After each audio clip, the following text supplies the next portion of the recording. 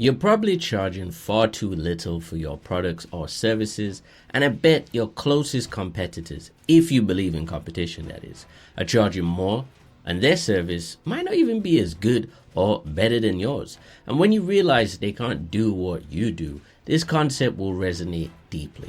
However, I believe there is something deeper underneath the surface at the subconscious level, and it is the core reason why you don't feel comfortable charging more. So let's dig a little deeper, shall we? The concept of charging more probably will feel uncomfortable to you at first, and it's because you aren't used to asking for more. And especially if you grew up in a poor household with, not much money or resources or scarcity-minded parents, right? It'll be the most difficult thing for you to shake off. And when I did some research for my second book, I essentially broke down what I found into 3 sections. So we've got psychology and mindset, habits and environments, structural and social factors. So let's start with the first category. Studies show chronic scarcity rewires your brain, and long-term poverty reduces your cognitive bandwidth, impairing your decision-making and long-term planning. And that's really important to think about, because you might not even know your brain has been totally rewired,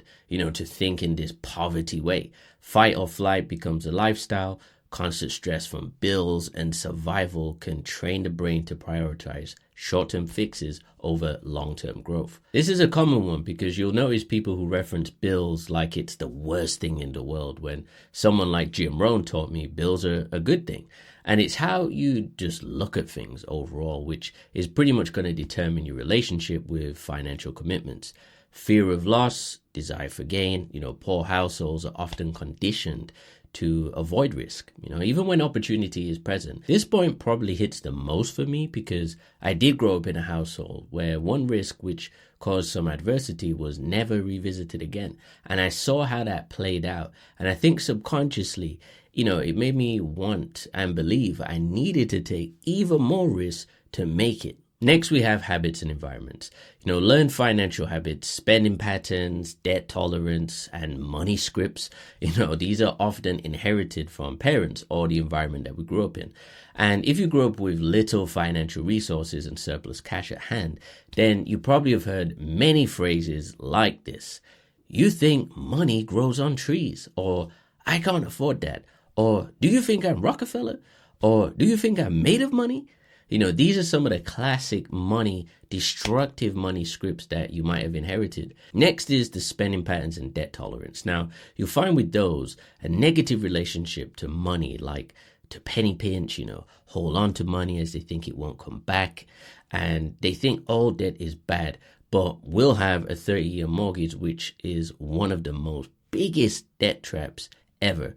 And they'll see nothing wrong with that by justifying it with statements like, it's better than rent because you don't get anything from rent. Or, well, at least you own it. However, in the past, I've questioned people and say, well, you don't own it if you have a mortgage on it, right? The bank owns it. That is the categorical truth. So these are some of the most vicious things that hold people back. And the next one is a lack of exposure to wealth behaviors. Many never see examples of investing, scaling income, delayed gratification growing up. So, for example, I'm the first person in my immediate family to have a business. I will go even further and say I am one of 2 people in a family of over 70 people or more, I don't even know, who have a business, which is crazy. So I never saw examples of business ownership growing up. I literally had to learn everything the hard way, which I am grateful for. So the concept of sacrificing and delaying the gratifications, this isn't really taught or understood. Last is survival mindset trumps abundance thinking. When you're raised to survive, thriving feels unfamiliar or even unsafe. And when you grow up in poor environments and you're indoctrinated with the poor person's philosophy, survival becomes your middle name. And abundance never pretty much seems to be a word that you meet or become friends with. And everyone around you seems to be in the fight or flight mode constantly, which is just draining mentally. And when you see a glimpse of something positive financially or a moment, you potentially getting out of that, doubts from others start to kick in because it's just not normal to win. And these are all symptoms of poor people habits and environments. And the last of these three sectors is structural and social factors. So when you have limited access to financial education, studies show low-income families have less access to financial literacy resources or networks. And the saying, your network is your net worth, is so true. So who do you know? Who do you meet up with? Who do you hang around? These are all things and behaviors you must come to terms with because it affects you in multiple ways. And if you know a bunch of poor, broke people with limiting buying beliefs and poor financial philosophies, then, you're highly unlikely to get any deals, any opportunities, anything like that. And in certain generational cycles, wealthy families pass on assets and knowledge, and poor families often pass on debt and scarcity norms. This is one of the biggest kickers, and a poor person hardly ever talks about wealth unless it's in a negative context, such as, so that's how the other half lives, or it's easy for them because they're rich. And generational wealth is like a PhD level concept for poor and broke people. It's just too far out of their comfort zone to comprehend. I mean, you hear many stories on the internet where a funeral came up in a family and because people didn't have the money, they had to do a GoFundMe. And this is not a situation that you want to ever be in. Shame and identity loops, internalized beliefs like I'm not meant to have more or money isn't for people like me, these become subconscious blocks. And these are very destructive to you and your progress. And saying something isn't for you means you're never going to have that thing because you literally told yourself that. And it's a destructive method of thinking that it's not really going to yield much good results for you financially going forward in life. As much as we think we make our decisions of our own accord, we couldn't be far from the truth. And all the different categories, I just covered, they show you that there is way more to it than that. And they all play a part in this concept of charging more to your clients or customers. Now, those who didn't grow up with those scarcity tricks, probably wouldn't click this video because they don't think like that. And more importantly, weren't brought up like that. But if you grew up poor, you 100% are more likely to click a title like this because it's in your subconscious already to do so. And I'll tell you a quick personal story. When I moved to the USA from the UK as a 20-year-old, when I got my record deal, I didn't just change from a broke music student with a dream. My brain was actually rewired to become an entrepreneur who believes he can do anything. And I went from a 2-bedroom student home to a 4-bedroom house with mountain views, pool, and jacuzzi. And that transformation totally rewired my brain, and it was impossible to ever be the same after that. And this is why I say to people, your life experiences will be the thing that change you and change how you think. But if you're in the same environments all the time and around the same people all the time, having the same type of conversations all the time, then you're more than likely not going to grow that much. And charging more for products and services, it does depend on who you're targeting. I'll put it this way. Rich people think different to poor people, and they like certain things a particular way. Now, I've worked in luxury since 2008, and I've learned that luxury is a language that transcends many countries, locations, and products and services, and you have to understand and be able to speak that language fluently, especially if you want to charge more and make more money. So you've got to understand what demographic, how they operate, where they go, who they see, how they dress, what they drive, what do they eat, where do they eat, where do they shop, and how do they educate their families, everything. Most people don't or can't charge more because they themselves aren't a person who pays more to begin with, right? You have to become the higher paying person, to quote Jim Rohn again.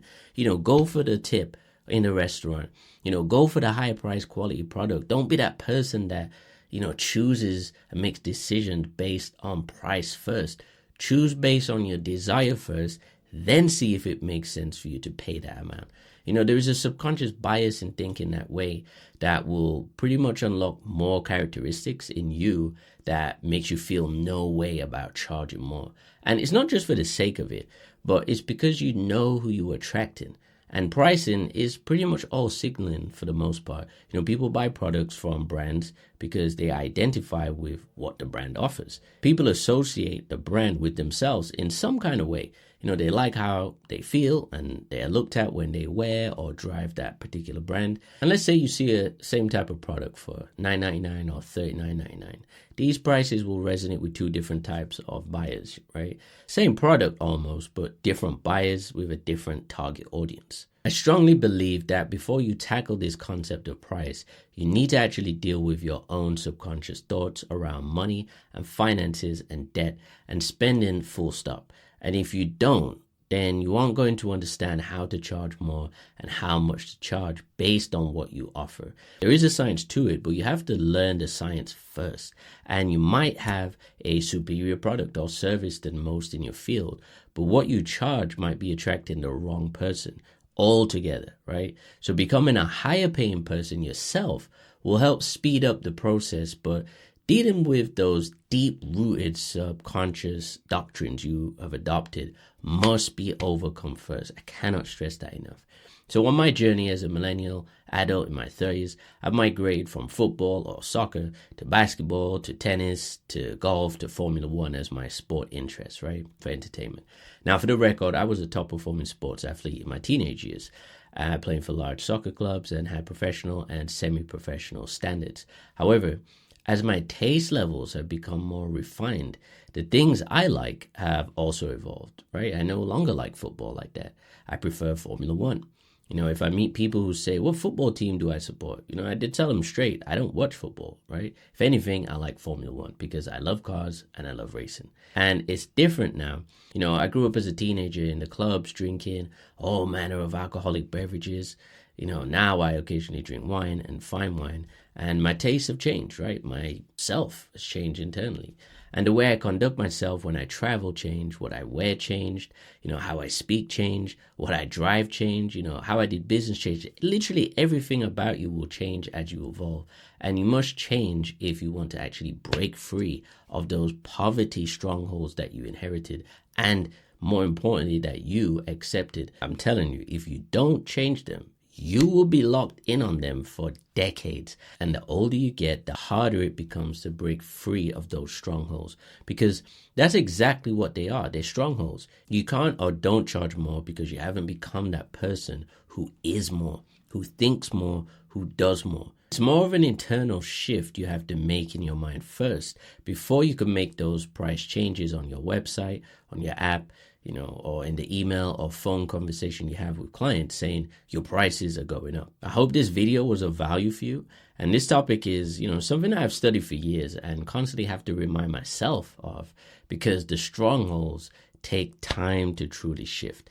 You must consciously tell yourself how to think. So appreciate your time. Thanks for watching. See you on the next one.